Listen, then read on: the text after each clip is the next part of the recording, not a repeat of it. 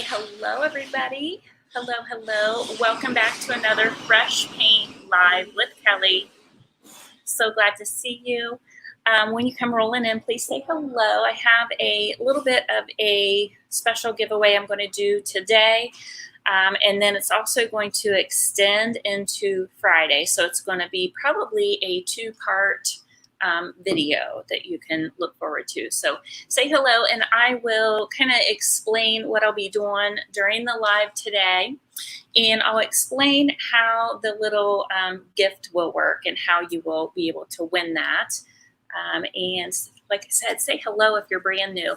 Hello, Suzanne's here. Good to see you.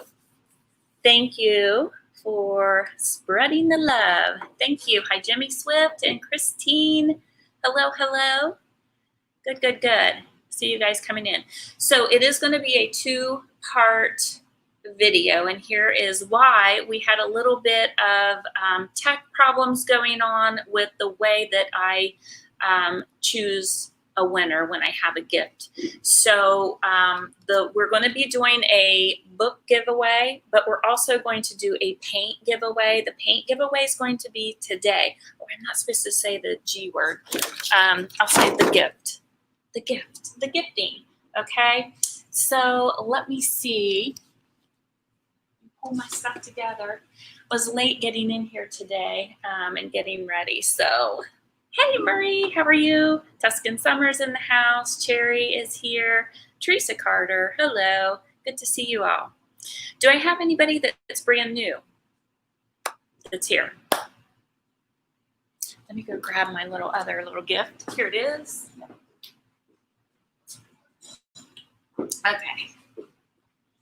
Okay, so what we're going to do today is I got permission from Jennifer Allwood. If you do not know who she is an author, and she is a business coach, and she's just a very smart woman.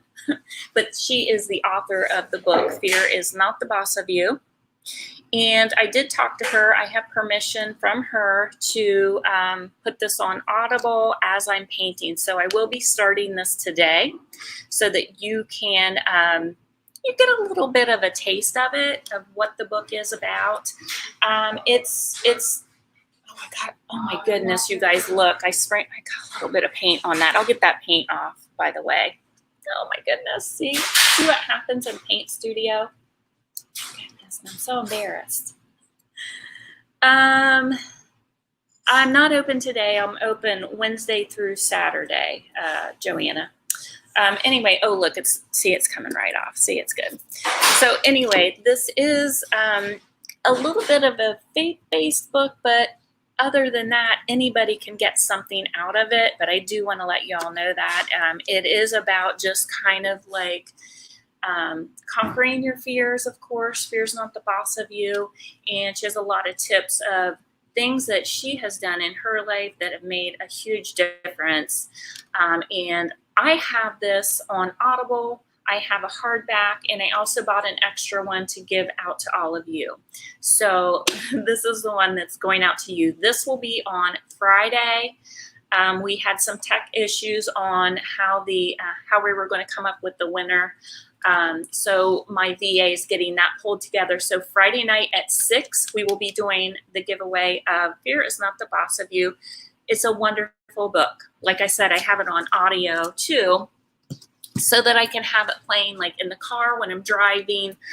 When you get in that headspace, you know, that we all get into, and we feel like we are just like holding back, and it's just fear over fear. She has a lot of just great tips and great just examples of things of why you should go through it and how you can focus and do that. So I think you'll all enjoy that. So we'll be playing that while I paint today. But today, so I didn't want to show up today and not have something to give you. So I'm going to do a little paint gift today. This is my Gypsy Green. Love this color, Gypsy Green. I use this all the time. It's kind of a sage-esque kind of a look. Looks beautiful with waxes. You could looks beautiful with black wax on it, brown white. All of the waxes look good on this. So I particularly like the black wax on it. So this will be today's little gift. And the reason I'm doing this is just to say, big thank you for all of you that showed up during the 30-day marathon challenge that I did. So just a little thank you for all of you that showed up. So for today's little giveaway, the way I'm going to do it, if you see, I've got like a little piece of paper here, and on the back of it, I have a number written. It's the only way I could figure out how I could do this during the live on both YouTube and Facebook. So you're going to have to put out a number. You're going to have to put a number out here, and it's going to be numbers between 1 and 75. And the first one that puts the number down gets the paint, okay? And if you prefer a different color, whoever does get this, if I have it in stock, you absolutely are able to exchange it for a different color, okay? But this is a really popular one, so, okay. All right. Favorite green. All right, so with that being said, you guys, I'm going to go ahead and I'm going to start painting a little bit. I might be painting between two different pieces that I'm working on, but I am going to be starting a brand new one. Yes, go ahead and put it on there. Yep, and the first one that says the number will get the gift, okay? All right. And I'll announce it at the end. So I'll be looking back through the comments. It's like the best way I knew to do that. Good to see you guys coming in. So after you put your numbers in, you guys are welcome to talk amongst yourselves while I play the audio. And you can, of course, ask questions and all of that. Okay? And then when I'm done, I'll answer any questions. But for now, we're going to go ahead and start the audio, okay? Hello, Georgia and Marie and Paulette. Hello, hello. All right, I'm going to go ahead and start this. Hopefully you can hear it okay. Listening to the audio production of Fear is Not the Boss of You, How to Get Out of Your Head and Live the Life You Were Made For, by Jennifer Allwood, published by Zondervan and read by the author. Chapter 1. Stuck. Growth is painful, change is painful, but nothing is as painful as staying stuck somewhere you don't belong. Mandy Hale. Being stuck stinks, and the reason being stuck stinks is that it sucks the life out of you. It makes you feel hopeless about your current situation. It makes you feel lesser than because you should be able to get yourself out of the rut you're in. It gets you into all sorts of comparison traps and has a way of convincing you that things will always be this way. And I hate that about stuck, because stuck whispers generalizations and lies like always, and you can never, and if only.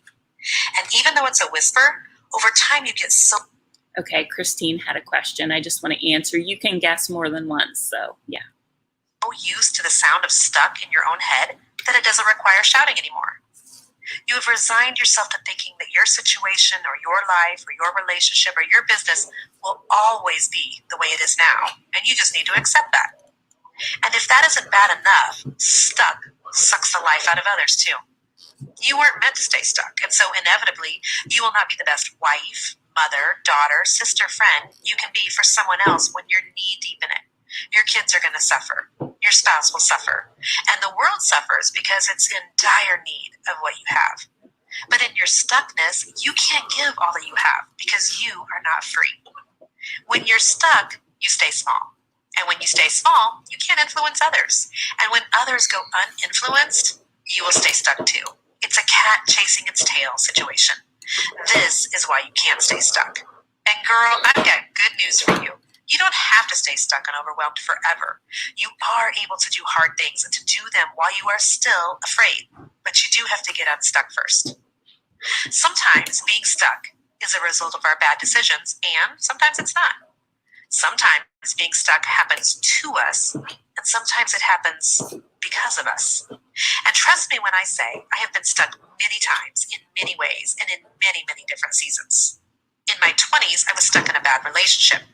I was in a new city where I didn't know many people with a mortgage to pay and $0 extra. I told myself that I didn't have many options other than staying together with the guy that I was with. If I broke it off, I would be alone, lonely, broke, and struggling, none of which sounded very appealing. So even though the relationship was not good or healthy, the only option I felt I had was convincing myself that it wasn't really that bad. Have you ever told yourself that? Feeling optionless kept me stuck in a relationship for way too long for all of the wrong reasons. Also, stuck can be dangerous. I remember feeling so stinking stuck when the kids were little. Jason and I had decided that I would stay home with the children while he worked a sales job outside of the home. And even though I was nuts about our kiddos and ridiculously grateful that we were able to work out financially how I could be home, I still felt stuck. By the way, you can be doing the right thing and still feel stuck. I was stuck watching Bob the Builder for the 100th time in a row. I was stuck changing diapers. I was stuck running kids back and forth to Mom's Day Out. I knew it was just for a season and that I shouldn't wish it away, but I lost a lot of myself during those days of raising babies and feeling stuck. And then I felt guilty about my feelings because so many women would have traded spots with me in a heartbeat. So then I was stuck and trying to convince myself that I shouldn't feel stuck, which eventually led to bitterness. And bitterness steals your joy. Stuck steals from you, my friend. Jason and I have gone through more than one season in our marriage where our finances were in the gutter and we were stuck. Stuck barely making the bills. Stuck trying to figure out how to get out of debt. Stuck at home, not being able to afford to take a vacation. Stuck in the same house for years longer than we wanted to be because we couldn't afford another. Stuck shopping at garage sales and thrift stores even when we didn't want to. Stuck in jobs we didn't love or even enjoy, but we had to do what we had to do because we had backed ourselves into a corner and we were stuck. See, stuck robs you of options. For years, I was stuck at a desk job that I hated. Oh, it looked so good on the outside with my pager and my pantyhose, but I was dying a slow death, stuck in that cubicle day in and day out. For years, I remember thinking, isn't there more to life than this? And spoiler alert, if you are stuck too, yes, there absolutely is. Stuck keeps you way too long in places you aren't supposed to be. Maybe you can relate to some of this. Maybe you have sensed there is more to life than you are currently experiencing, but you don't even know how to get there, and you don't know where there even is. Or the fear of failing, fear of something new, or fear of judgment keeps you stuck. Maybe you want to start something new, do something different, try something you never have before, but you can't get unstuck enough to even take that first step. Every time you make an effort to take a step in the direction you want to go, the wind gets knocked out of your sails. And I get it, girl. I've been there. Maybe you know in your soul that you have settled for the wrong guy, the wrong job, the wrong city, or doing the wrong thing. I have done all of that and then some. Or maybe you've just become complacent. You've allowed yourself to get stuck in a rut of just going through the motions. You go to work, you come home, you do the dishes, you watch the TV, then you pass out in bed, and you rinse and repeat day after day until finally you retire and die. And it's no wonder you feel like you're slowly dying on the inside. Your soul is craving so much more. You were never meant for that because complacency is a form of being stuck. And being stuck kills. It kills dreams and confidence and relationships and progress. Being stuck kills businesses and opportunities, and it will always keep you smaller than you were meant to be. We live in a world where we have more options than ever before. People can communicate and work from anywhere in the world because of cell phones and technology. I can go online right now and have toilet paper delivered to my house in the next 2 hours. I can travel around any city in the world in an Uber without ever having to rent a car or drive myself. I can hire someone to do my personal grocery shopping and bring it into my kitchen in the same afternoon. We have information at our fingertips 24/7 and options like we've never had before. What a wonderful time to be alive, right? But even with more options than ever before, we are also stuck with fear more than ever before. Years ago, I became fascinated with the online space. I loved social media, and I found that it allowed me to let my freak flag fly a little bit, while also allowing me the ability to delete comments and edit my thoughts, which to an introvert feels super safe. At the time, I was running a decorative painting business that was local to my Kansas City area only. But I was tired of managing people locally and recognized that if I got into this internet thing, I could teach people nationwide how to paint. So I hired a business coach to help me pivot into running my business online and show me how to get from point A to point B as quickly as possible. So one afternoon, I was on a call with my business coach, Sandy Krakowski. Sandy was what my kids referred to as Facebook famous. So I expected to discuss a new Facebook ad strategy with her, or how I should set up some sexy marketing funnel. But instead, Sandy told me that she'd been praying about our coaching call and felt like she was supposed to ask me a question. "What is it that you want, Jennifer?" she asked. What the what? I totally froze. What was it that I wanted? No one had ever asked me that before. Sure, I'd been asked what I wanted for dinner or what I wanted for Christmas, but this was a much deeper, bigger question. This was a what do you want out of life type of question. And I, embarrassingly enough, had no idea. I was 40-ish when this happened. I know it sounds morbid, but for all practical purposes, I knew I was roughly halfway to my life being over. How could I not know what I wanted from life? The truth was, I don't think anyone had ever asked me.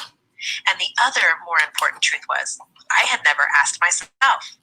The question, what is it that you want, sounded to me like a what kind of life are you dreaming of type of question. And up to that point, I, perhaps like you, had spent my entire life in many stages and modes that did not include room for dreaming.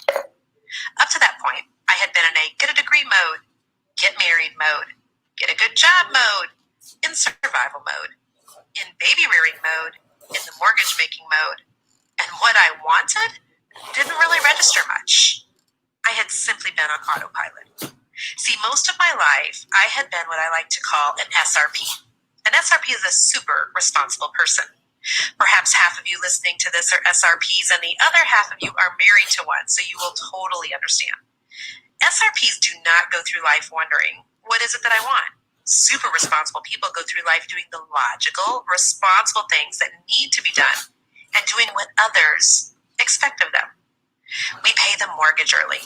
We stay in jobs with 401k matches. We have more than enough life insurance. We Dave Ramsey our way through debt. We work 2 jobs if needed. We take care of things. But we do not sit around and wonder what we want. Most of the time, we super responsible people are not dreamers. We are doers. We do what we need to do because it doesn't even occur to us to not. Can you relate to this? And one of the things that bothered me about the question from Sandy is that I had no idea what I wanted out of my business or out of my life. I was just stuck living day to day without ever even considering, what is this all for? I had never really considered what I wanted. I know at one time I wanted to get all of my kids potty trained. I wanted a new SUV. I wanted my waist back. But Sandy was asking me to dig deeper, and it was really uncomfortable. Just recently, I discovered that even Jesus asked people what they wanted. What do you want me to do for you? That's in the book of Matthew, chapter 20, verse 32. Whoa. I tried to imagine what would happen if it wasn't Sandy who asked me what I wanted, but Jesus himself. Like, how lame would that have been if I couldn't even come up with an answer for Jesus? That's not good, Jen. Not good. Since that coaching call, I have tried to really determine what it is that I'm hoping to get out of this one lifetime. Because we got to know where we want to go, sis. Or better yet, where God wants us to go. So often, part of my being stuck was about my circumstances and my fear, which we'll talk about later. But a lot of it was also my lack of vision. I had no idea where I wanted to go or what I wanted to do. And it's hard to leave a place you are stuck in, emotionally or physically or spiritually, if you have no idea where you are going to. We stay stuck because at least we know stuck. And at least stuck is familiar. And unfortunately, familiar feels good, even when it is bad. So many socially, morally, and spiritually conscious people are stuck simply because they have been trained to do what is expected of them and not what they want or what God nudges them to do. Oh, if you're an SRP, you're going to get free from that in this book, my friend. Some of your stuckness is not your fault. Since starting my online business, there are so many times when I'm about to launch something new and I just feel stuck and scared. I struggle to get out of my own way. I worry about what other people are going to think, and it causes me to delay doing what I know I'm supposed to do. Stuck, for me, often feels like I'm standing on the internet naked, and who on earth wants to do that, right? So I want you to know that I have been where you are, my friend. I I have felt the same nagging suspicion that I should be doing something bigger, something different, more meaningful, all the things. I have had that exact, I can't put my finger on what it is, but I know I want more feeling. I have been paralyzed with fear and settled for less than God's best for me for more reasons than I can list here. And what has happened to me and what I see happening so often to other people is that they get really stinking comfortable and they're stuck. And they eventually take up camp in Stuckville, surrounded by other stuck people. And they live there so long and see people just like them so much that they often don't even recognize they are stuck anymore. But it does not have to be like that. I want you to know there is so much hope. If you are stuck, scared, or overwhelmed and trapped in your own head, you are like so many of the women I work with. If you are wanting to do something that feels meaningful and significant to you, you are in the right place. You are like so many of the women I coach.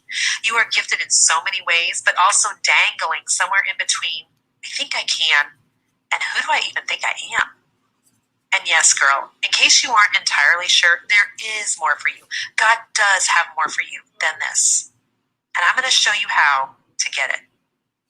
In the rest of this book, I'm going to show you how to go from being stuck and scared to being free.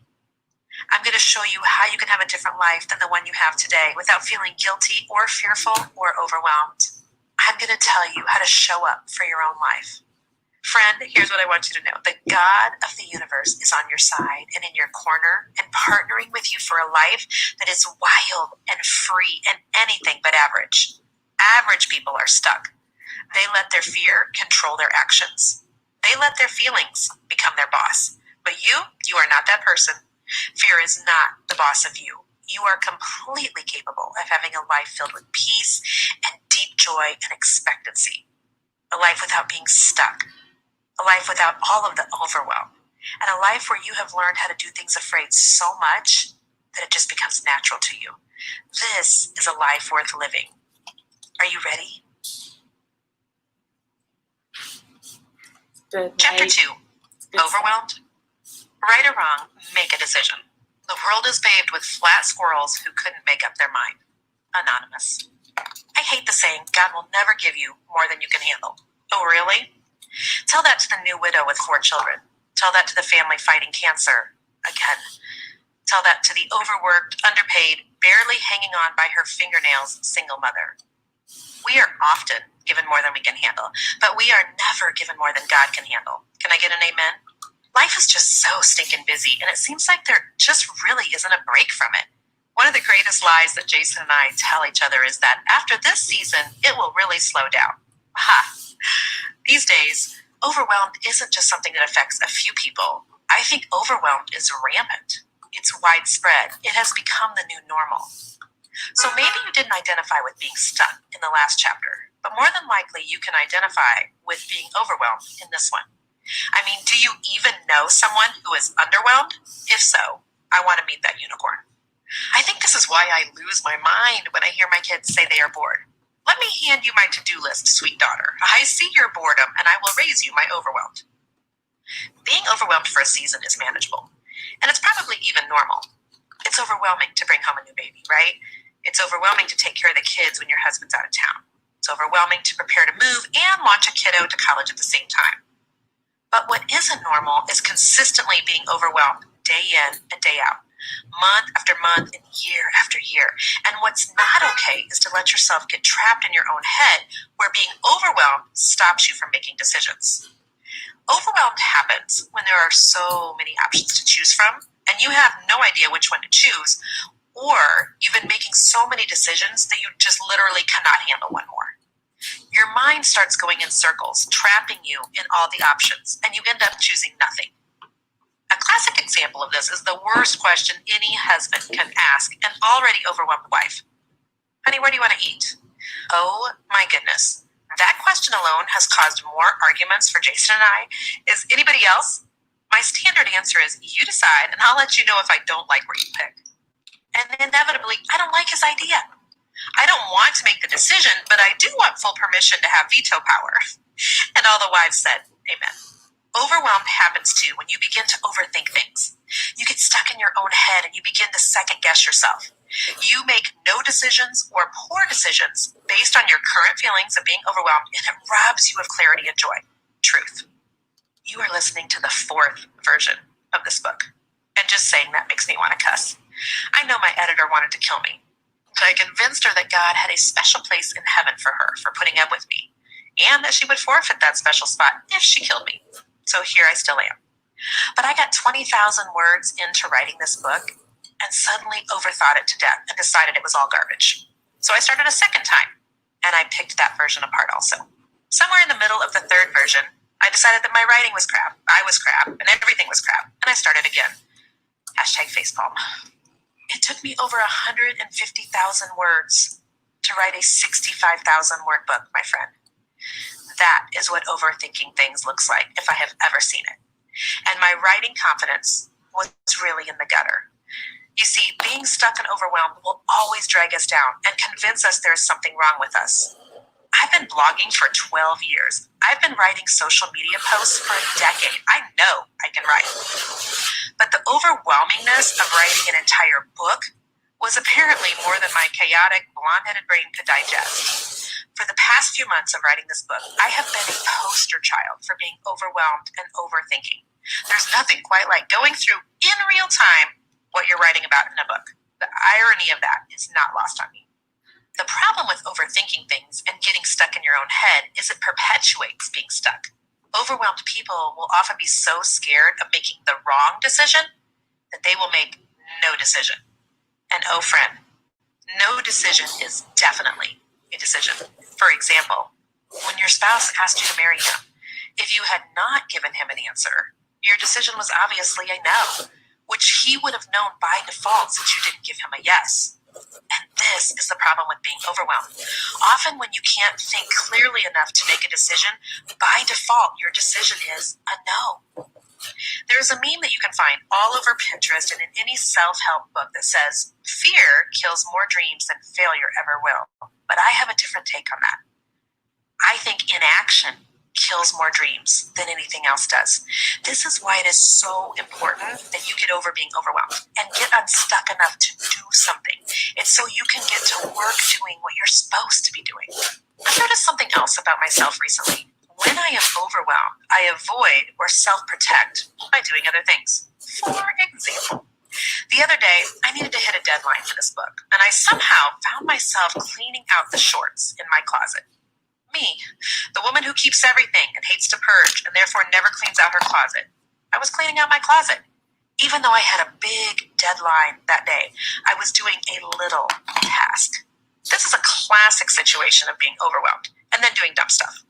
Unimportant tasks that were totally unrelated things that have nothing to do with the bigger thing that I needed to be doing.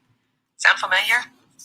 When we are overwhelmed, we immediately begin to self-protect. When we self-protect, we shield ourselves from the discomfort of doing hard things by conquering an easy thing, like throwing out shorts instead. We feel like we accomplished something without putting ourselves at too much risk. Did you hear that? We will do something that we know we can master because an overwhelmed woman still wants a trophy of some kind. She wants a win on something smaller, something safer. This is why when you need to do something hard, you may find yourself on Instagram to see who commented on your last post. By the way, there's a chemical reaction in your brain that signals you won when you receive online affirmation. Or you find yourself doing something like sorting through the mail when you should be filling out an application for college. But at least you get the bills paid, right? See, we all want to feel like a rock star at something, at anything, don't we? And this is why we get on our crazy train and we do things like sort our summer shorts into the long, medium, and probably can't ever wear again length piles when we should be writing a book. #true story. Then, all too often, we shame ourselves for protecting ourselves. Because in our minds, we feel like working on those big, hard, and scary things could kill us. Now, logically, you know that deciding who to hire for a job, or where to go for med school, or how to start your first Etsy account won't kill you. But your brain is still signaling that these are scary territories, things you've not done before, so proceed with caution. And so you self-protect to self-preserve. And by the way, you're supposed to do that. Being stuck and overwhelmed, it isn't your fault, but it is a vicious cycle that traps you in your own head, and you gotta get out.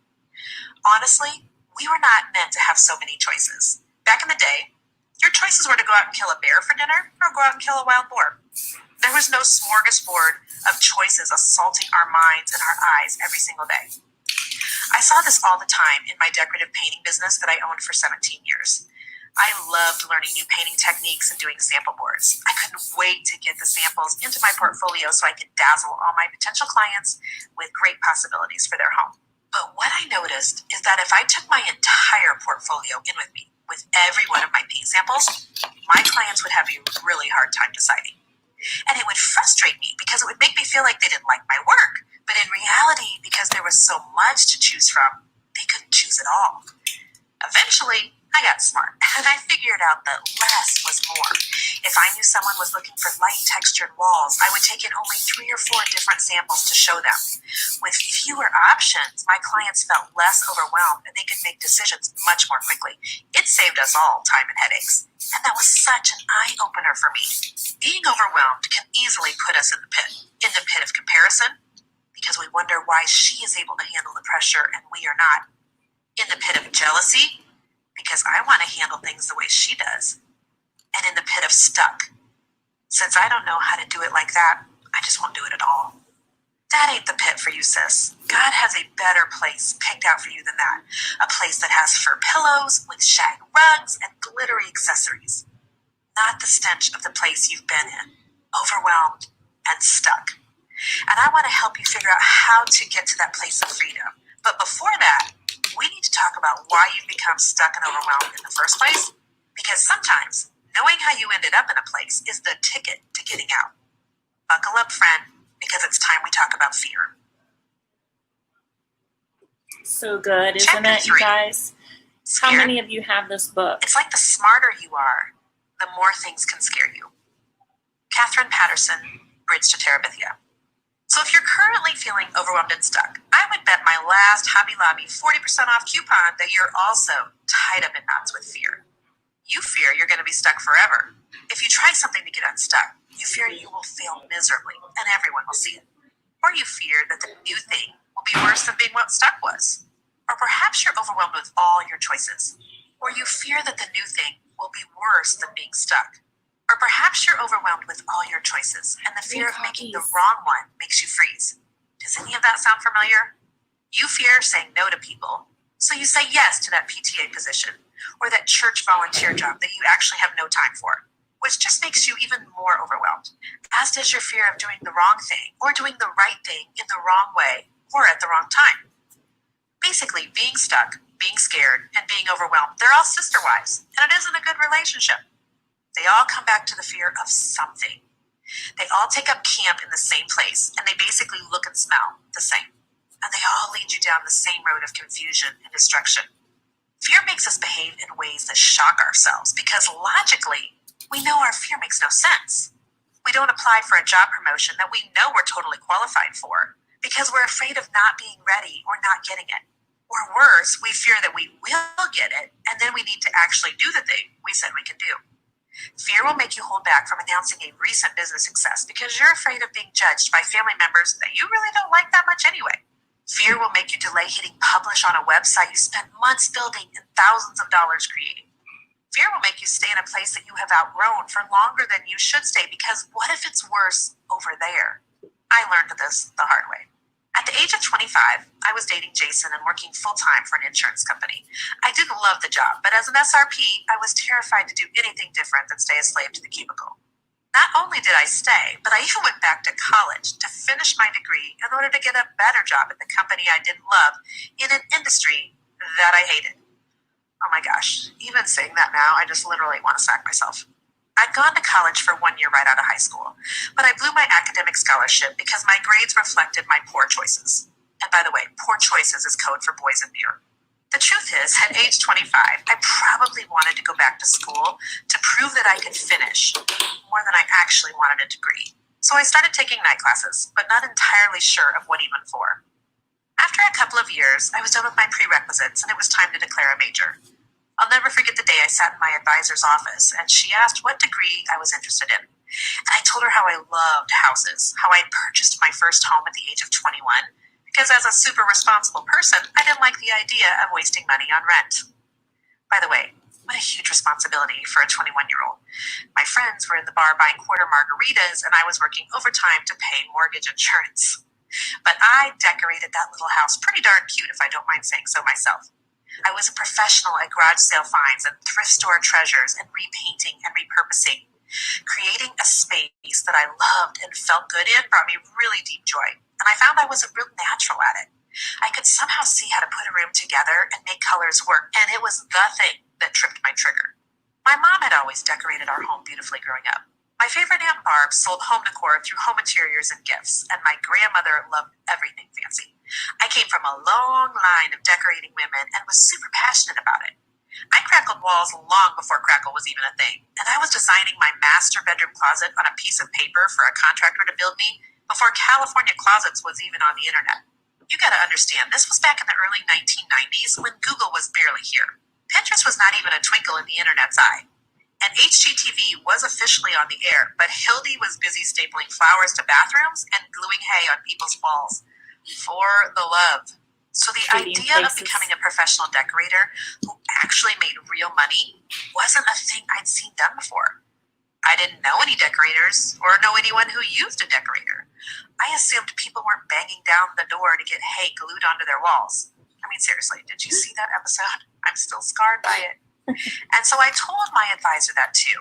And then I made the critical mistake that day of looking at my potential career options through the eyes of my own checkbook. I hope someone just heard that right. Too often we base our decisions off of our current circumstances, how much money we have, or how much we currently know, or who we currently are, instead of on the potential down the road. I knew I personally couldn't afford a decorator. Therefore, I didn't think other people could either. Oh, what a knucklehead I was. That was such terrible logic. But when I knew better, I did better. And you'll know better in a minute too. I told the advisor that I was thinking of getting a degree in computers because I knew computers were becoming a thing. That makes me sound like 100 years old, doesn't it? I knew nothing about computers. Nothing. I knew they had a keyboard, and I knew that in Mr. Yaki's typing class, I was able to type 55 words per minute. Thank you very much. But someone told me that computer jobs were paying well, and I loved the idea of making a lot of money. So I settled on a computer degree because I feared I couldn't make any money with decorating. Now, before you start sending me hate mail, can we just be honest that pretty much everybody wishes they could make more money? Money in and of itself is not a bad thing. As Grant Cardone says, money can't buy happiness, but poverty can't buy anything. Can I get an amen? Amen. I knew I had potential to make great money from computers, and that felt like a safer bet to me than decorating, which made me scared that I would starve to death. So out of fear, I chose safe. Hey, we all like safe. It's human nature to avoid hard things, and our normal tendency is to drift towards the safe thing in order to protect ourselves. I mean, who honestly likes to be scared? And women especially like safe. And women who have gone through hard things will almost always choose safe. Because for the love of all things holy, they don't want to go back to going through hard things again. A woman who feels stuck, overwhelmed, and scared will almost always choose safe. Because choosing anything else makes her feel very vulnerable, and she will avoid vulnerable at all costs. She's already got enough big feelings as someone who's scared, stuck, and overwhelmed. So because of fear, I decided right then and there that I would get a degree in computers so that I would have the potential for a great income one day. I knew in my knower that I was making the wrong decision that day. I remember having a nagging feeling that a computer degree was an awful fit for me. It was a lump in the pit of my belly feeling that I ignored as I picked classes for my fall schedule. In retrospect, that feeling was God trying to convince me to do the bigger, harder, scarier thing that I felt called to, because as the creator of the universe, He put that love of pretty things in me for a specific reason. But although I had become a Christian at age 16, I had fallen off the faith wagon during my crazy year in college. It wasn't until many years later that I really came back, so making a big life decision about my degree, it didn't include any prayer or any godly counsel. It included a pack of Marlboro Light 100s to calm my nerves and doing what seemed the least scary in that moment, picking computers. So I picked a degree in the future that I had no interest in out of fear of messing up the safety and the security of the life I had built. Can you relate? Gosh, I hate fear so much. It's such a con artist and such a thief. It took me 5 long years of working full-time during the day and going to school on the nights and weekends to get my degree in computer-based information systems. What does that even mean? I was 30 years old and married by the time graduation rolled around, and I was feeling like a rock star because the end of night school was finally in sight. One weekend, not long before graduation, Jason and I went to a home show in Kansas City because I was still obsessed with houses. As a newly married couple, Jason and I had purchased a new home, and I was itching to get it decorated. And there at the home show, tucked in one of the aisles between the shutters and the air conditioners and the deck remodelers, was a talented couple who taught classes on decorative and faux painting. Until that moment, I didn't even know what that was. As soon as I walked into their booth, I felt my heart begin to race. You creatives will get this. It was like being surrounded with colorful, delicious eye candy. Everywhere I looked, there were more stimulating goodness, all these amazing textures and colors that could be put onto walls and cabinets. My mind was racing with all the possibilities for our own home. This couple taught weekend-long painting classes, and I signed up to go to one just for fun. Side note, this is what I call a gateway drug. God often uses something you aren't even looking for to pivot you and lead you to your calling. It often seems like something little and exciting, but it's often setting you up for the big thing that God really wants you to do. My friend, that weekend painting course changed my life and my career and my future. I became obsessed with paint, with the smell, the feel, the colors, the texture, and how I could use it to make anything pretty. And even though I was less than a month out from graduating with honors with my computer degree, I went home and told my husband I wanted to start a painting company as a side hustle to my day job. Thank God that he gave me the thumbs up on my idea because it literally made no sense. I graduated and began working in my blah, blah, blah job of software development. Insert all of the yawning gifs. I'm so grateful for smart people who understand computers, but I was not and am not one of them. I wore my pantyhose and my fancy pager. Are you even old enough to remember those? And I should have felt like hot stuff, but I was dying on the inside. I could never shake the idea that there had to be more to life than this. I couldn't stand watching the clock until 5 o'clock every day. The commute, the meetings, the schedule. Ugh. I'm still triggered just thinking about it. It was not who I was. But I was so scared to do anything else that I stayed stuck in a job that wasn't for me. And then I hated myself for not having the guts to do something that I wanted to do. I knew I would never quit that computer gig to do a full-time painting thing, though, because SRPs do not give up their 401k matches to roll the dice on being self-employed. They just don't. Enter divine intervention. That's code for God is big enough to sort out the mess I made and still get me to do what I was supposed to do anyway. And that's why he's God. I started the magic brush. I know, it's cheesy. In the year 2000, and I painted on nights and weekends after working at my computer job all day. I literally wasted my employer's time Monday through Friday searching the internet for new painting ideas and dreaming about having a job that I didn't hate every day. Insert all of the hanging head emojis because, Jen, what were you doing, girl? Eventually, though, my day job caught on to the fact that I was wasting their time, and they laid me off. Thank you, Lord, because otherwise I would have grown old and died right there in that cubicle with my pantyhose on. Now that I was jobless, though, I decided I would try to make something out of that little painting gig. If I could get enough customers, maybe I wouldn't have to go back to pantyhose and pager life. And guess what? It worked. I looked up every designer and every decorator in my part of Kansas City in the Yellow Pages. A dinosaur of a book. And I either called or showed up to every one of them. Now, as an introvert, I am happy to never leave home and talk to no one. But desperation will make a girl do things she otherwise wouldn't. And by the way, God can work with desperate. I was willing to do anything to avoid going back to corporate America. I landed some amazing painting jobs with some high-end decorators and homes.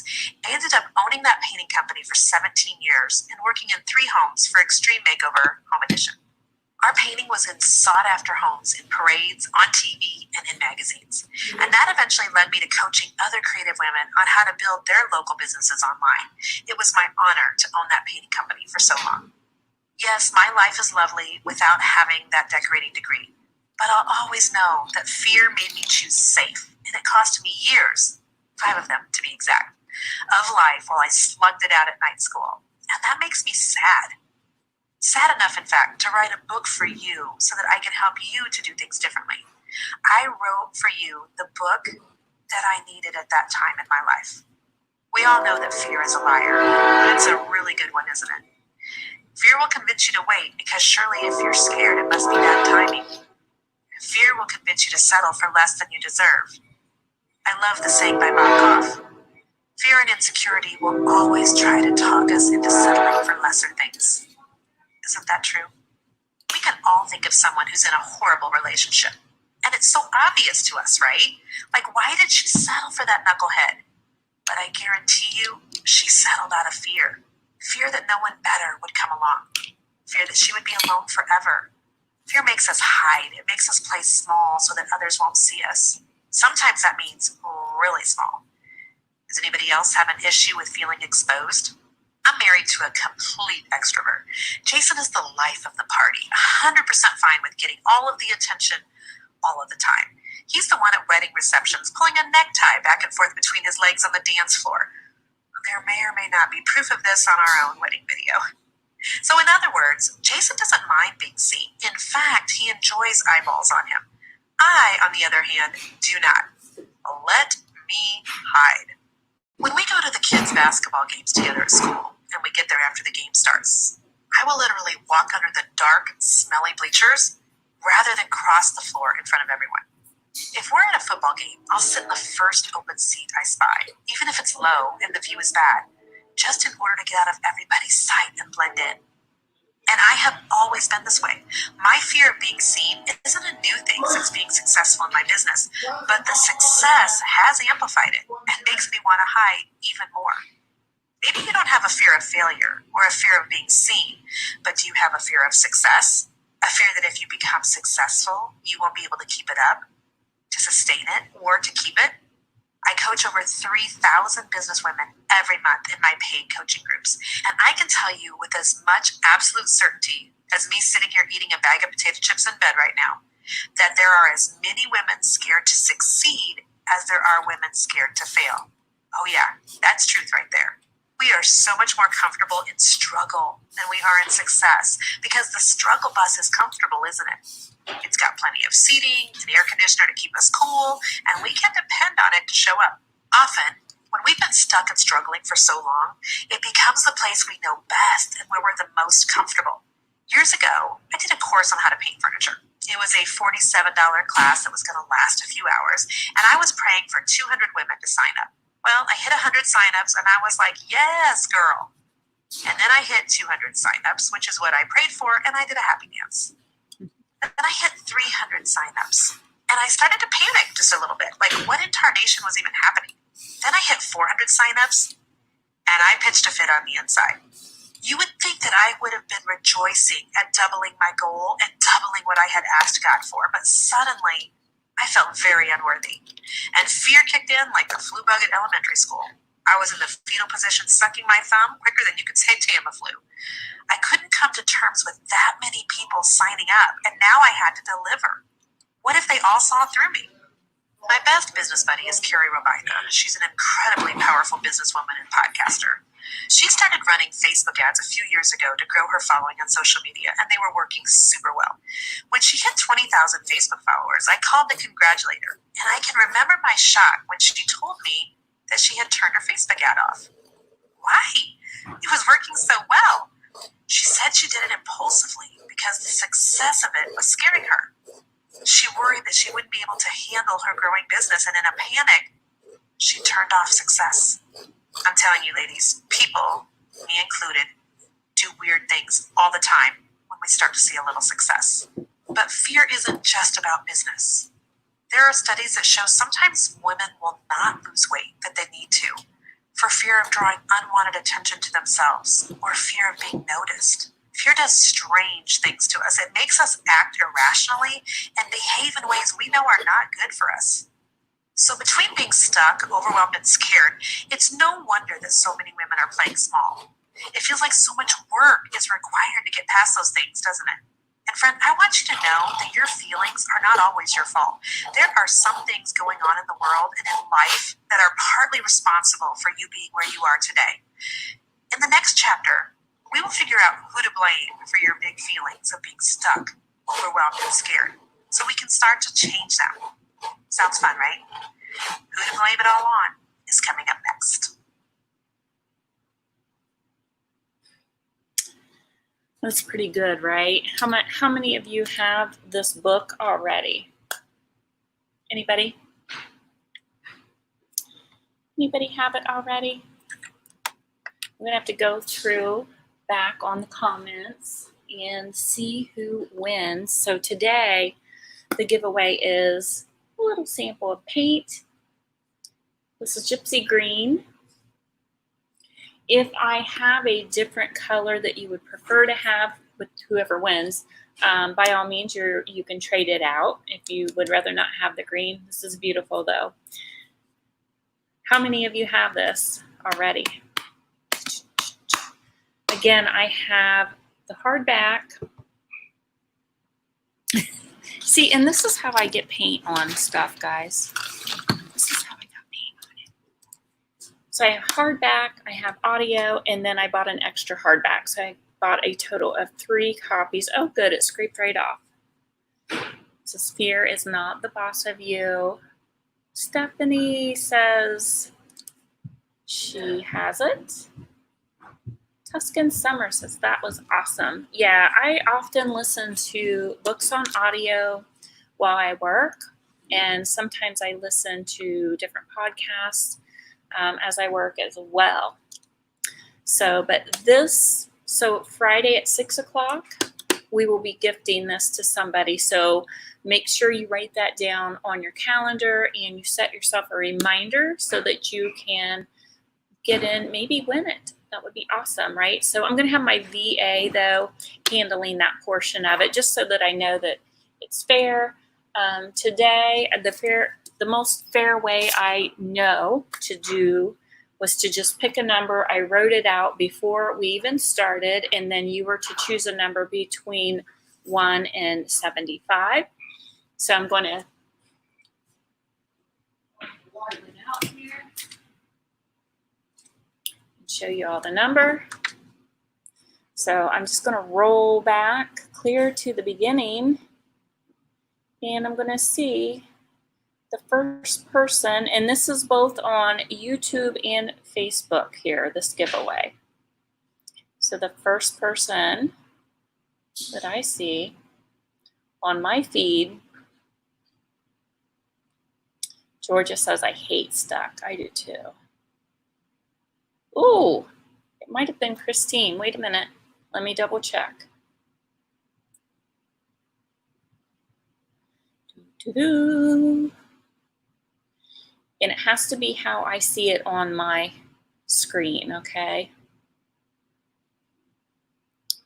Let me just double check.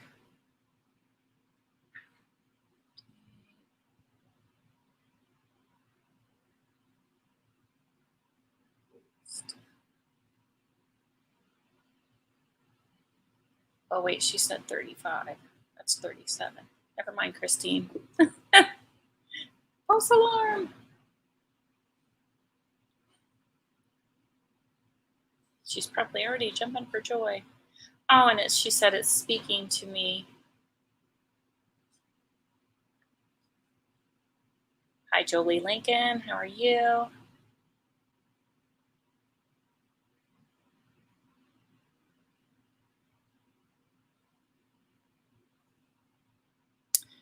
Jerry Ann Smith, I believe.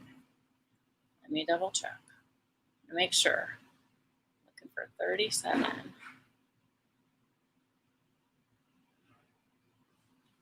37.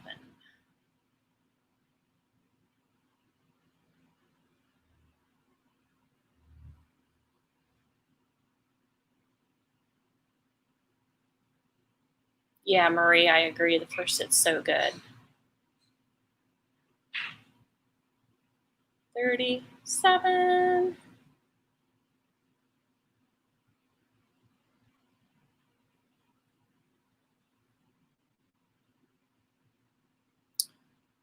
And then I'll come back and answer some of these questions.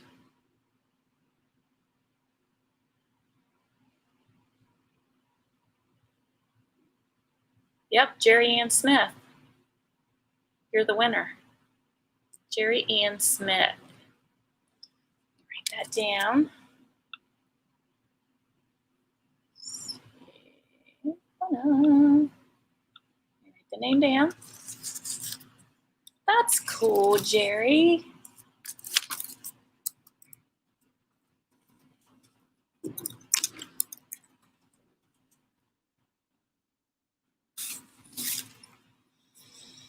It's nice we have this technology, huh? There we go. Jerry Ann Smith is the winner. So you guys give her a great big congratulations. So she is winning the paint, not the book, the paint. Okay, the book. Yay, Jerry. The book will be on Friday, okay? Yes, Jerry Ann, you won a little thing of paint. So this is Gypsy Green. If you prefer, Jerry Ann, a different color, I'm going to need you to inbox me first of all. If you could message me your address and let me know if you would like this color. If you would like a different color, I can change it out for you as long as I have it in stock. I get more paint in tomorrow, thank goodness, because I am getting low. You had a phone call. Well, see what happens when you're not paying you win. No, I'm glad you're still here. I have no picture. Not sure, Teresa. You may want to leave and come back. So keep that in mind, you guys. Friday, if you can come back 6 o'clock, I'm going to save this and I will continue working, and then we will continue where we left off on the book so that you can hear a little blurb from it. It is very good. I highly recommend it. It's very encouraging, the book is. So tune in Friday at 6 o'clock. You can hear a little bit more. And if I was you too, if you don't win it, then I would just go buy it. You can just order it right off of Amazon. It's really good. I guarantee you'll love it. Okay. Any questions? There was a couple. Let me see. Somebody asked a question up here. Let me just go through real quick.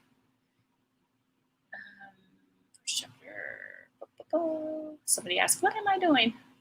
Christine says, this is so ironic and it's speaking to me. Isn't it though? It's really good. So Christine says, how do you know whether you're stuck or giving up?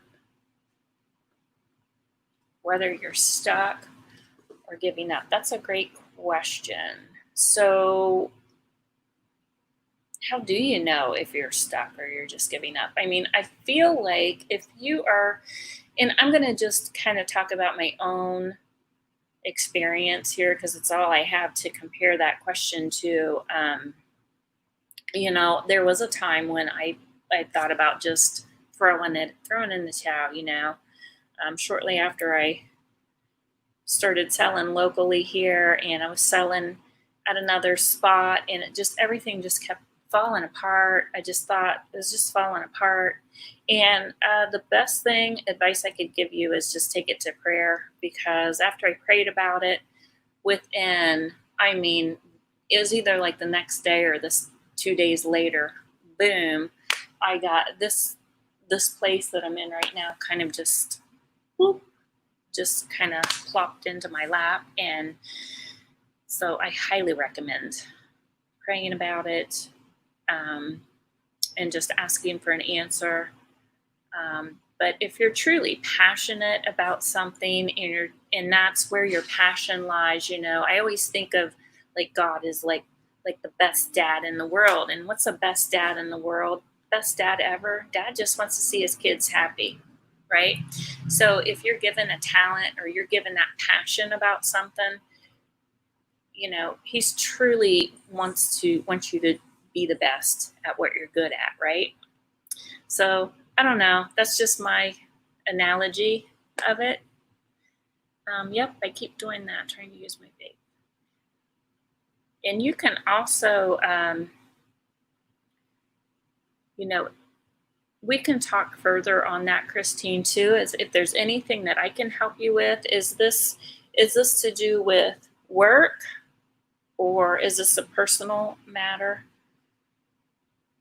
And sometimes we get answers and we're not making motions on it. We're not moving on it, right? So sometimes we get into a place where we might be studying and we're learning all the things, but then we're not taking that knowledge and we're not putting it into action. So there's that too. So you're learning. Wow. Relationship. Okay. So I don't know if you guys remember what I tell you guys all the time about sometimes we have to let go of something or a situation that, like, yeah, I kind of like it. It's kind of good, but I don't love this, right? That's my recommendation for that one as far as a relationship goes. It just really shouldn't be that difficult, Christine. As far as a relationship goes, it should be easy. It shouldn't be a struggle. It should be kind of like I'm taking care of you, you're taking care of me, and it's all, if you're both taking care of each other, then, it's not a struggle. Yep. I hope that helps. Hi, Rayo. How are you? Hello, Nancy. Over on YouTube. Christine says, I think I need to buy the book. Maybe you'll win it. I don't know. So anyway, I don't think there were any other questions. There were comments. Deborah says, I really enjoyed you sharing the book with us. Highly recommend it. It's really good. I got lots of books I could be doing this too, because it is when I kind of create the best, is when I can just focus on creating. So talking a little bit about what I've started on here is, this is an underpainting. This is going to look completely different as I continue working on it. But what I did is just put those layers on the bottom. And it does a couple of different things. First of all, it's very therapeutic by when you just throw these layers on here like that. An easy way to throw layers on a blank canvas is not to mix your warm colors and your cool colors too soon, drying in between. So that's for those of you that want to try this and you're a beginner, that's a great way to begin. So I'm going to let this dry. It's pretty thick. And then Friday we'll continue on. I don't know what it's going to be yet, guys. So it'll be interesting to see what it turns into, right? All right. So until Friday, 6 o'clock Eastern time, I'll see you all then. If you are on YouTube, make sure you hit the subscribe button, hit that little bell so that you get notified when my new videos come up, and make sure you introduce yourself so I can kind of get to know you. All right. So we'll see you guys Friday at 6 o'clock. Congratulations, Jerry Ann Smith.